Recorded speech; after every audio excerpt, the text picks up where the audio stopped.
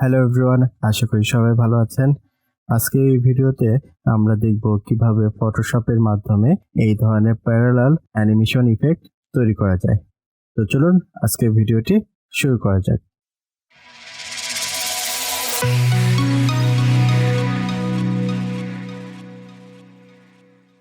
প্রথমে আমরা ফাইলে যাব, এখান থেকে ওপেনে ক্লিক করব। আমি এখান থেকে একটি আকাশের ইমেজ ওপেন করছি এবং আমি এটার উপর আরেকটি ইমেজ নিয়ে আসবো। এই জন্য ফাইলে যাব, প্লেস এমব্লেম, এরপর আমি এই বিল্ডিং এর ইমেজটা সিলেক্ট করে প্লেস করে দিলাম। এন্টার প্রেস করব। এই দুটি ইমেজের ডাউনলোড লিংক ডেসক্রিপশনে পেয়ে যাবেন, ওখান থেকে আপনারা ডাউনলোড করে ব্যবহার করতে পারবেন। আমি ব্যাকগ্রাউন্ড লেয়ারটাকে আনলক করে নিচ্ছি লেফট বাটন ক্লিক করে এবং এদের নাম আমি দিয়ে দিচ্ছি। এখানে ডাবল ক্লিক করব, এটা আমাদের স্কাই। এখানে ডাবল ক্লিক করব, এটা আমাদের বিল্ডিং। যেহেতু আমি নিচে একটি স্কাই ইমেজ ব্যবহার করছি, সো আমি এই বিল্ডিং এর যে স্কাই বা ব্যাকগ্রাউন্ডটা রয়েছে এটা আমাদের দরকার নেই, এটাকে আমি ফেলে দেব। তো আমি এখানে ব্যাকগ্রাউন্ড রিমুভ করার জন্য যেটা করতে পারি, ম্যাজিক ওয়ান টুলটা নিলাম, এখানে টলারেন্সটা ব্যালেন্স করে নিব, দেন এই অংশে ক্লিক করব। আমরা পরবর্তীতে অ্যাড টু সিলেকশনটা ক্লিক করব। যেহেতু আমাদের সিলেকশন সম্পূর্ণ অংশ হয়নি, আমরা এগুলো সিলেকশনের আওতায় নিয়ে আসবো ক্লিক করে করে। এখানে ক্লিক করব। আমাদের সিলেকশন যেহেতু হয়ে গিয়েছে, এবার আমরা কি করব, অল্টার ধরে মার্কসের উপর ক্লিক করব। তাহলে আমাদের ব্যাকগ্রাউন্ড বাদে আমাদের সাবজেক্টটা চলে আসবে।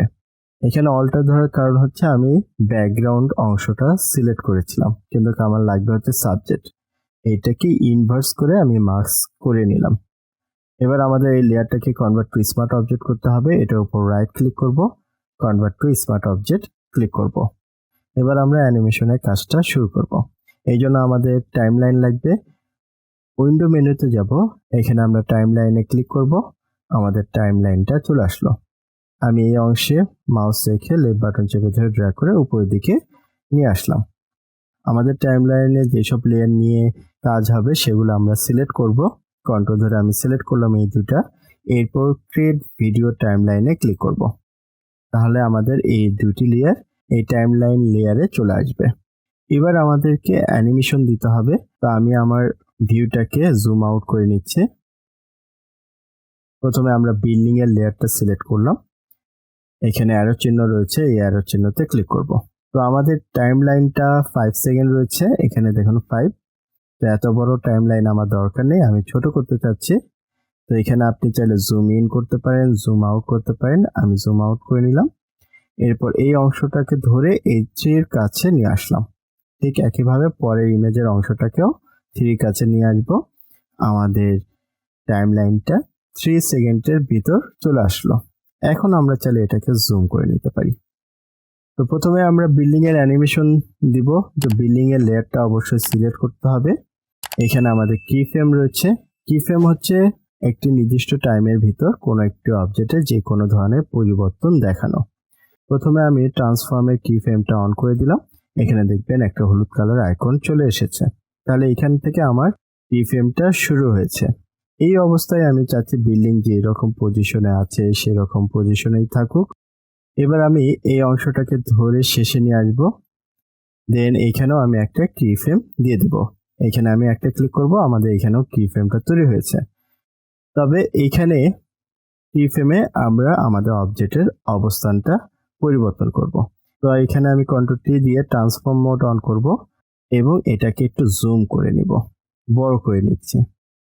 তো এই অবজেক্টটার অ্যানিমেশন এমনভাবে হবে যে এটা একই সাথে বড় হচ্ছে, আস্তে আস্তে নিচের দিকেও চলে যাচ্ছে। তো এটাকে আমি প্রথমে বড় করলাম, দেন আস্তে আস্তে এটা নিচের দিকে অগ্রসর হচ্ছে, এইরকম একটা বিষয়, এরকম একটা পজিশন আমি দিয়ে দিলাম। এরপর এন্টার প্রেস করব। তাহলে আমরা যদি এটাকে টেনে প্রথমে নিয়ে আসি এবং শেষে নিয়ে আসি, তাহলে দেখুন আমার অবজেক্টটা অ্যানিমেশন হচ্ছে।